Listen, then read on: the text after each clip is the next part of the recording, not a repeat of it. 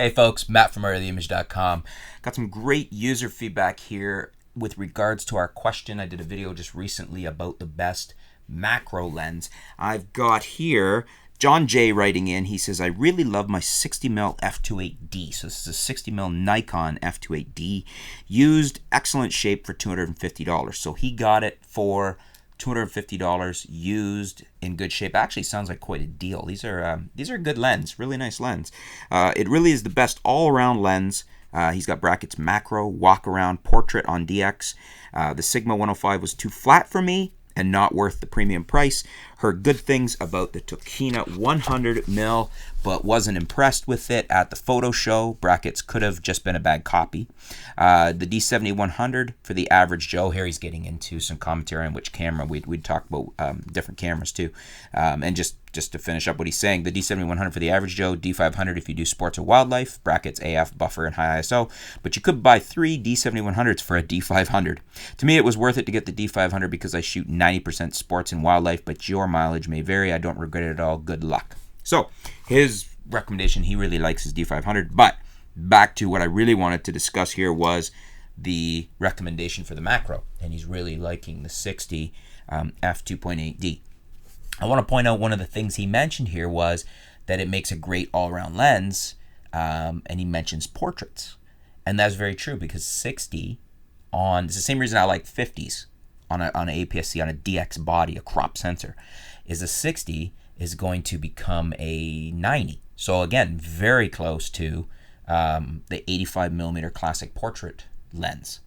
And a 90, some would argue, is even better because a lot of people like to get into, that's why a lot of people like a 70 to 200 2.8 as a portrait lens. I know a lot of people shoot long lenses for portrait. You get added compression between your background and your subject, which is a nice look. You get separation. You get lots of nice things with the longer lens that just people tend to like the look of it. It's why we tend to use longer lenses for portraits, just more flattering.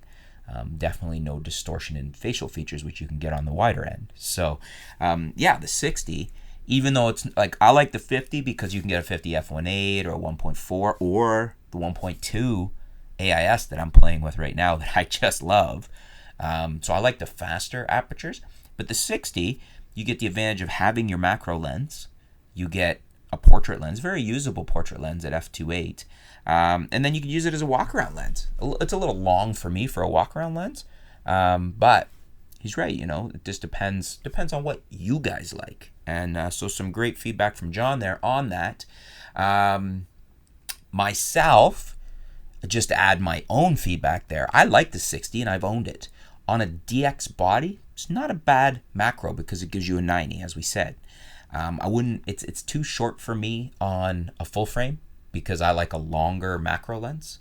Like I have the 105 f2.8D, which is right here. I think I showed you guys this when we were talking about that the other day. But hey, let's take it out of the box. These latches on this old Pelican cases are very solid. There's the older I think this is an AIS. So it's an older manual focus lens.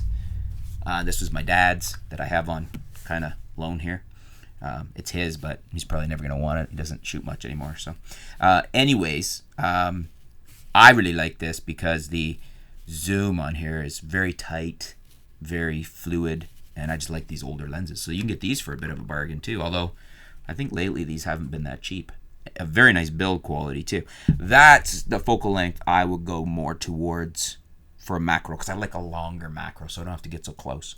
It's especially advantageous in things that are going to take off because you're going to scare them, like critters, bugs, snakes. I guess that brings in anything dangerous. If you're shooting a scorpion or a snake or something venomous, you don't have to get very close. So, but he does make good points why the 60 is a good all-rounder too. So it's always good to hear somebody else's feedback. The 60 is definitely a very nice lens, very good performing lens, and it can, as he said, double as a portrait lens, and in his case, he likes it as an all-around walk-around lens. So just some extra feedback, another user review there. What do you guys think? What's your favorite macro lens? Let's hear some more feedback on it.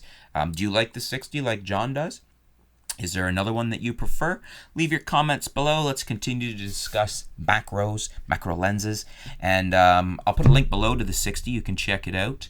And check it out on Amazon. I always like to read the user reviews there and see the best price. And thanks for tuning in, folks. Stay tuned. We'll be back soon here at artoftheimage.com.